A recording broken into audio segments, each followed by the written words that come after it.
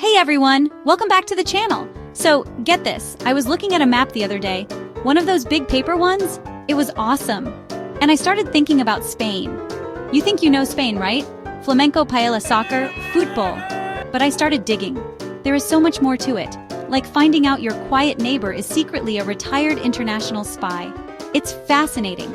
Today we're diving deep into surprising, lesser-known facts about Spain. Things that will make you go, wait, what? I've got 10 facts lined up that will blow your mind.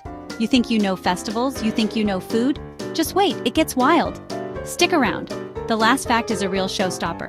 You'll be telling everyone about it for weeks. Trust me, you won't see it coming. Grab a snack, maybe some tapas, and let's get into it. Alright, let's kick things off with something for all you foodies out there. Imagine walking into a restaurant. You're literally eating inside a piece of history. Restaurante Botín in Madrid. This isn't just an old restaurant, folks. According to the Guinness World Records, it's the oldest continuously operating restaurant in the world. Can you believe that? It opened its doors way back in 1725. That's before the United States was even a country.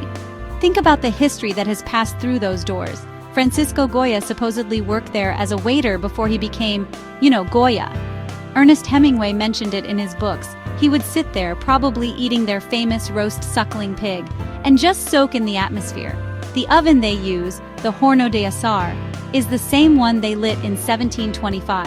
It has literally never been extinguished. That is some serious dedication to the craft. It's just incredible to think about. Okay, from a historic kitchen to an entire town that turns into a giant sauce bowl. Have you ever heard of La Tomatina? This festival happens on the last Wednesday of August every year in the town of Buñol near Valencia. And what happens at this festival? Oh, not much. Just a massive town-wide tomato fight. I'm not kidding. For 1 hour, the streets fill with thousands throwing overripe tomatoes at each other. It's absolute wonderful red chaos. It started by accident back in 1945. There was a parade, some kids got into a scuffle, they were near a vegetable stall, so they grabbed tomatoes and started throwing them. Let's talk about social life in Spain. If you've ever been, you know it's a huge part of the culture. People are always out, meeting friends, talking, and just enjoying life. And here's a fact that proves it. Spain has more bars per person than any other country in Europe. Not just a few more, a lot more. We're talking about roughly 1 bar for every 175 inhabitants. That is an incredible number of places to grab a drink and a bite to eat. This isn't about a wild party culture, though. For Spaniards, a bar is more like a second living room. It's where you go for your morning coffee and a newspaper, where you meet a friend for a quick lunch, and where you gather with family in the evening for tapas. It's the center of the community. Alright, here's a really interesting one. Think about any national anthem. You probably know at least a few words, right?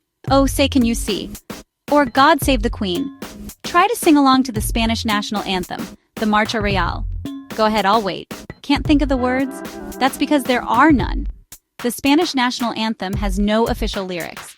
If you have a bottle of olive oil in your kitchen, there's a pretty good chance it came from Spain. We're not just talking about a little bit either. Spain is the undisputed king of olive oil. It produces over half of the entire world's supply. That's more than Italy, Greece, and every other country combined. They are the powerhouse, the top dog, the big olive of the olive oil world. It's mind-boggling.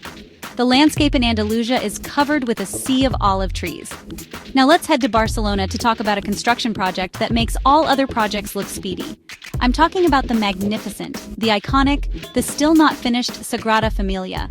This incredible basilica, designed by the legendary architect Antoni Gaudí, has been under construction for over 140 years. Construction started in 1882. To put that in perspective, the Eiffel Tower hadn't even been built yet. Okay, this next one is for all the adrenaline junkies watching. How would you like to travel to another country in under a minute? And I mean, I'm not talking about a plane or a boat, I'm talking about a zip line. Yes, a zip line that starts in Spain and ends in Portugal. It's the only one of its kind in the world. You literally fly across an international border. It's like being James Bond. Better view, more safety gear. All right, brace yourselves for this one. This might be one of the most unusual, and let's be honest, slightly terrifying sounding traditions you'll ever hear about. In the small village of Castrelo de Murcia in northern Spain, they have a festival called El Colacho, and the main event involves men dressed as the devil, jumping over newborn babies.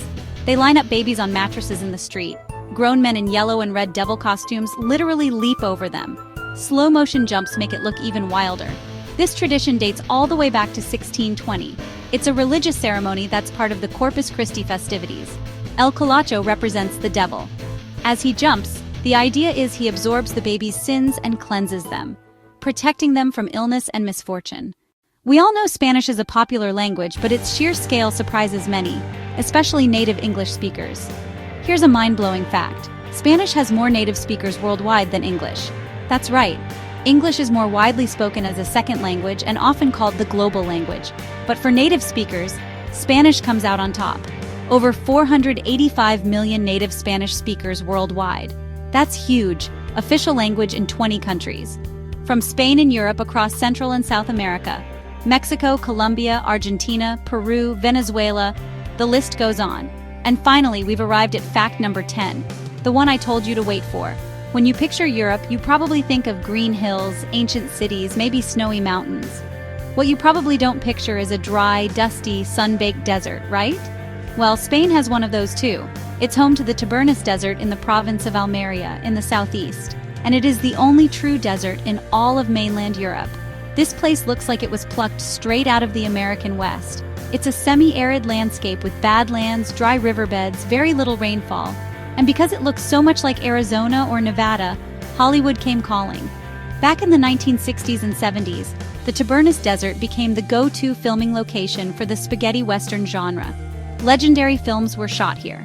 The Good, the Bad, and the Ugly. A Fistful of Dollars, Once Upon a Time in the West.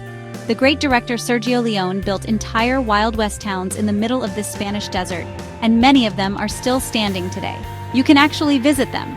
They're now theme parks where you can watch cowboy stunt shows and feel like you've stepped onto the set of a Clint Eastwood movie. A slice of the American Wild West, hidden away in a corner of Spain. Europe's only desert. How amazing is that? And that's a wrap. 10 things you probably never knew about the incredible country of Spain, world's oldest restaurant, desert straight out of a Western, a festival where they jump over babies, an anthem with no words. I mean, come on! How fascinating is that? It just goes to show you there are always more secrets and surprises waiting to be discovered. I feel like I need to book a flight right now. I am so curious. Which fact completely caught you by surprise? The tomato fight? The cross-border zipline? Head down to the comments and tell me which was your favorite or share a fact I missed. Thank you so much for hanging out with me today. If you had fun and learned something new, hit that like button. It really helps. And if you haven't already, subscribe and ring that little notification bell. We've got so much more to explore together. Until next time, stay curious.